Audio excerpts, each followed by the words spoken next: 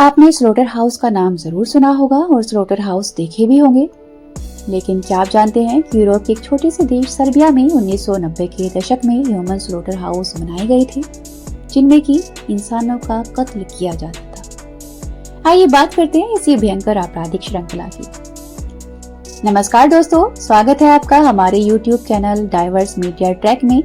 आज हम आपको एक ऐसी दिल दहला देने वाली कहानी सुनाने जा रहे हैं जो सर्बिया के मानव कत्ल घरों से जुड़ी हुई है, जहां निर्दोष लोगों की बर्बरता से हत्या की जाती थी।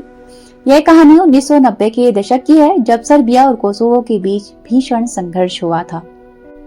1990 के दशक में जब यूगोस्लाविया का विभाजन हुआ और अलग अलग देशों ने स्वतंत्रता की दिशा में कदम बढ़ाया, तब सर्बिया भी इन देशों में से एक था। यूं तो सर्बिया का इतिहास सियासी संघर्षों से भरा हुआ है, लेकिन सर्बिया में जो सबसे ज्यादा प्रसिद्ध हुआ वह था कोसोवो युद्ध, जो सन 1998 से 1999 के बीच हुआ। कोसोवो एक ऐतिहासिक और सांस्कृतिक रूप से महत्वपूर्ण क्षेत्र था, जहां मुख्य रूप से अल्बानियाई मुस्लिम समुदाय रहते थे। सर्बियाई सरकार और कोसोवो के बीच संघर्ष ने एक गंभीर युद्ध का रूप ले लिया, और यह युद्ध न केवल एक जातीय संघर्ष था, बल्कि एक इंसानियत के खिलाफ अपराध भी था। इस संघर्ष ने केवल राजनीतिक भूचाल ही पैदा नहीं किया, बल्कि पूरे क्षेत्र में इंसानियत के खिलाफ एक भयानक अपराध को जन्म दिया।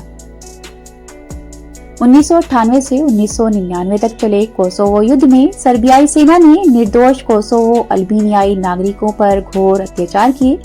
यह अत्याचार सिर्फ सैनिकों द्वारा ही नहीं किए गए थे, बल्कि सर्बिया की सरकार और सेना के उच्च अधिकारियों के आदेश पर ये अत्याचार किए जा रहे थे। निरपराध पुरुषों, महिलाओं, यहाँ तक कि बच्चों को किडनैप किया जा रहा था और बेरहमी से उनको कत्ल किया जा रहा था।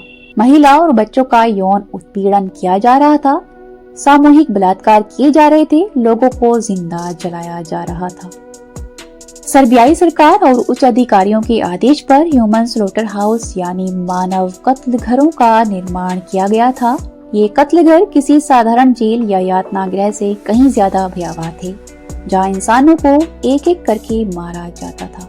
सर्बियाई सेना और सुरक्षा बलों ने कोसोवो में लाखों निर्दोष अल्बानियाई लोगों को पकड़कर उन्हें इन कत्ल घरों में भेज दिया। इन लोगों में महिलाएं, बच्चे, बूढ़े और जवान सभी शामिल थे। इन लोगों का कोई अपराध नहीं था, फिर भी इन्हें बेरहमी से यातनाएं दी जाती थी और फिर उन्हें मौत के घाट उतार दिया जाता था। मानव कत्ल घरों में इन लोगों को एक दूसरे से अलग किया जाता था और पहले उन्हें मानसिक रूप से तोड़ने के लिए डराया धमकाया जाता था। सैनिकों द्वारा उन्हें अत्याचारों से गुजारने के बाद उन्हें गोलियों से भून दिया जाता था या फिर उन्हें जिंदा जला दिया जाता था।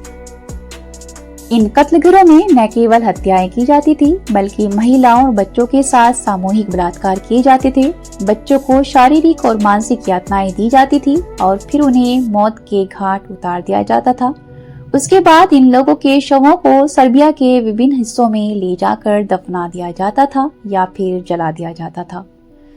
इन कत्ल घरों में होने वाले अत्याचारों का वर्णन करना भी बहुत मुश्किल है, क्योंकि यह घटनाएं इंसानियत को शर्मसार करने वाली थी। सर्बियाई सेना ने इन कत्ल घरों को एक व्यवस्थित तरीके से चलाया था, जहां हर कदम पर किसी न किसी निर्दोष की हत्या होती थी। इन कत्ल घरों को ऐसी जगहों पर स्थापित किया गया था जो दूर दराज और गहरे जंगलों में स्थित थी, ताकि कोई भी इनके बारे में जान न सके। जब इन अत्याचारों का खुलासा हुआ तो पूरी दुनिया में हड़कंप मच गया। कई मानवाधिकार संगठनों ने इसकी निंदा की और इन अत्याचारों को युद्ध अपराध करार दिया। यूएन ने सर्बियाई सेना पर आरोप लगाते हुए अंतर्राष्ट्रीय न्यायालय से इन अपराधों की जांच करने का आग्रह किया। इसके बाद सर्बियाई राष्ट्रपति स्लोबोदान मिलोसेविच और अन्य उच्च अधिकारियों के खिलाफ युद्ध अपराधों के मामले खोले गए। इंटरनेशनल क्रिमिनल ट्रिब्यूनल हेग न्यायालय ने इन अत्याचारों पर जांच की और दोषियों को सजा देने की प्रक्रिया शुरू की। लेकिन अफसोस की बात यह है कि मिलोसेविच की 2006 में अदालत के सामने पेश होने से पहले ही मृत्यु हो गई और कई अन्य आरोपी भी कानून के शिकंजे से बचने में सफल रहे। सर्बिया की आज की स्थिति की बात की जाए तो आज सर्बिया में इन कत्ल घरों और युद्ध अपराधों की कहानियां सुनाई जाती हैं, लेकिन कई बार इन घटनाओं को पूरी तरह से नकार भी दिया जाता है। यह संघर्ष अब भी सर्बिया और कोसोवो के बीच एक बड़ी राजनीतिक समस्या बना हुआ है। हालांकि सर्बिया ने यूरोपीय संघ के साथ संबंध सुधारने की कोशिश की है, लेकिन इन अत्याचारों की यादें पूरी दुनिया में ताजा हैं। दोस्तों, सर्बिया के मानव कत्लघरों की यह कहानी हमें याद दिलाती है कि युद्ध केवल राजनीतिक लड़ाइयां नहीं होती, बल्कि ये इंसानियत पर भी हमला होते हैं। इस भयावह घटना ने हजारों निर्दोष लोगों की जान ली और पूरी दुनिया को यह सिखाया, युद्ध अपराधों को किसी भी हालत में नजरअंदाज नहीं किया जा सकता। हमें हर हालत में एक दूसरे के प्रति सम्मान और मानवाधिकार का पालन करना चाहिए, ताकि ऐसे भयावह कृत्य भविष्य में कभी दोहराए ना जा सके। आपको यह वीडियो कैसा लगा? आपके अनुसार युद्ध अपराधों को सख्ती से रोकने के लिए और क्या कदम उठाए जाने चाहिए? कृपया अपने विचार कमेंट में जरूर साझा करें। अगर आपको यह वीडियो जानकारीपूर्ण लगा हो तो लाइक और सब्सक्राइब जरूर करें। शुक्रिया।